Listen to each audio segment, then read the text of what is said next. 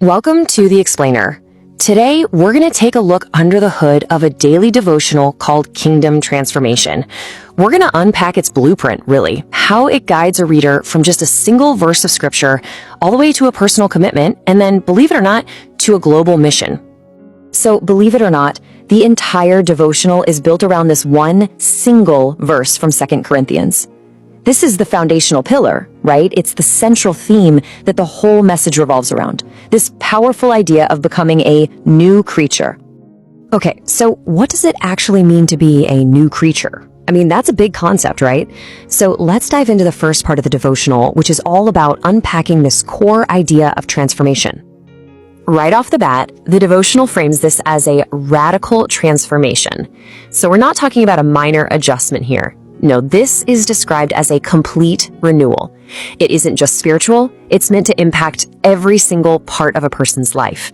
Their thoughts, their actions, their whole sense of purpose.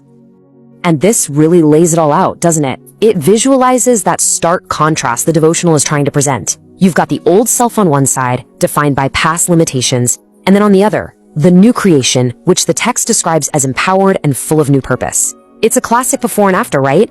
And it's designed to make this change feel really tangible and, honestly, pretty desirable. So the big question is, how do you get from this kind of abstract idea to a concrete action? Well, the next section does exactly that. It lays out a super specific pathway for the reader to experience this transformation for themselves. According to the text, the whole journey begins right here with this admission.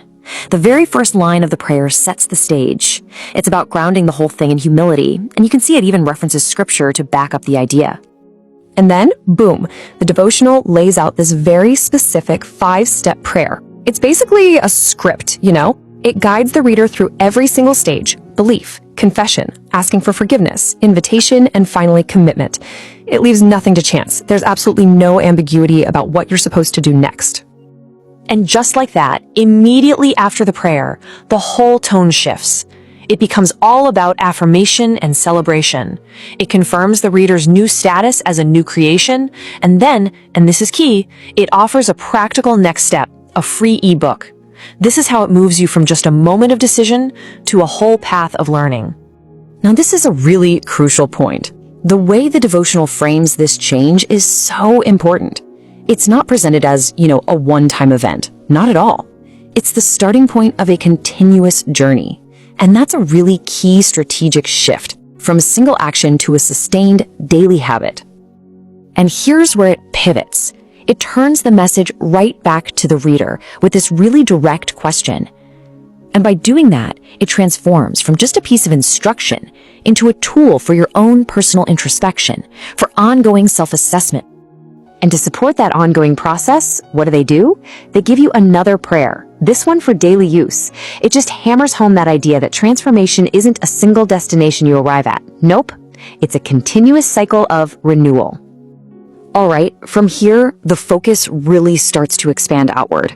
See, the devotional doesn't just leave you on your own. Instead, it acts as a gateway, an entry point into a much larger support structure. Your personal journey suddenly becomes a shared one. And get a load of this. This is an entire digital ecosystem. We're not just talking about one community page. This is a multi-platform strategy. We've got WhatsApp, Telegram, Facebook, TikTok, YouTube, all of it designed to keep followers connected and engaged 24/7, meeting them wherever they happen to be online. And this table really gives you a sense of the global reach and just how meticulously organized their community efforts are. I mean, think about it. The midnight prayer in Nigeria is happening at 6 p.m. in the US and Canada, and then super early in the morning in the Philippines. It creates this continuous, coordinated wave of activity that stretches all across the globe. So the message here is totally consistent and reinforcing the core idea that this journey of transformation is supposed to be communal. The belief is that connecting with the group leads to personal empowerment and victory. It's a really powerful feedback loop, The community strengthens the individual, and that individual then strengthens the community right back. And now, for the final section, the perspective just zooms out completely. We've gone from the individual's inner life to the community's digital life, and now we're looking at the ministry's huge, overarching global mission. It's all about giving that personal change a much bigger worldwide purpose. The devotional anchors this mission with a single and, let's be honest, incredibly ambitious number, 500 million. This number quantifies the vision.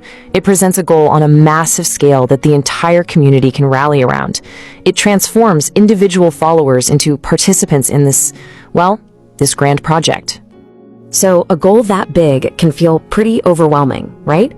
Well, to make it feel achievable, the devotional breaks it down into 3 distinct roles.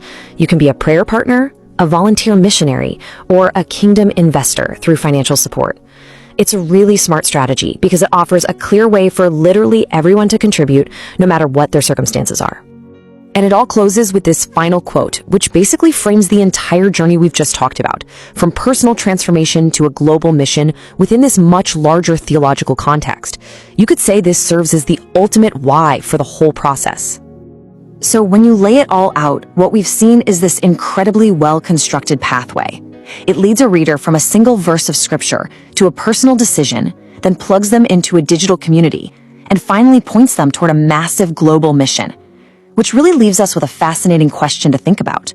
What is it that makes this journey from the purely internal to the globally external such a compelling and clearly effective narrative structure?